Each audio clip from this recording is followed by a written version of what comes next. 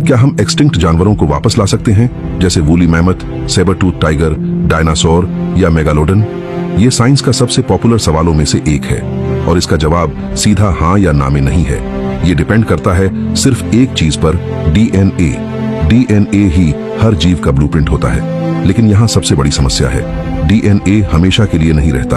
वैज्ञानिकों के अनुसार सबसे अच्छे कंडीशंस में भी डीएनए करीब कुछ लाख से लेकर लगभग 10 लाख साल तक ही बच सकता है। उसके बाद वो पूरी तरह टूट जाता है।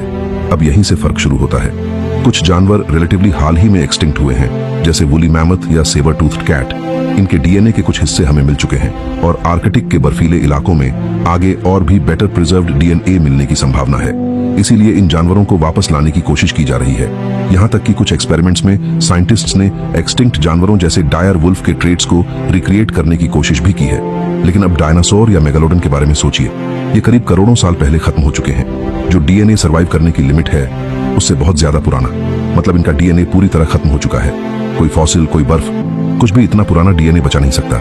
इसलिए इन्हें वापस लाना साइंटिफिकली इम्पॉसिबल है। लेकिन कहानी यहीं खत्म नहीं होती।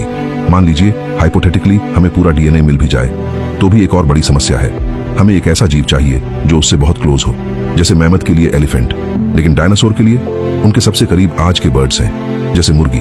अब सोचिए, एक छोटी सी मुर्गी से एक विशाल डायनासोर बनाना कितना मुश्किल होगा।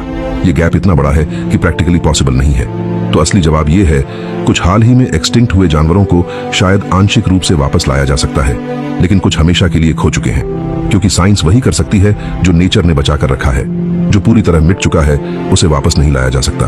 और अगर ऐसे सवाल आपको ये सोचने पर मजबूर करते हैं कि साइंस की लिमिट्स कहाँ तक हैं, तो जुड़े रहिए, क्योंकि अभी बहुत कुछ है जो हम समझना बाकी है।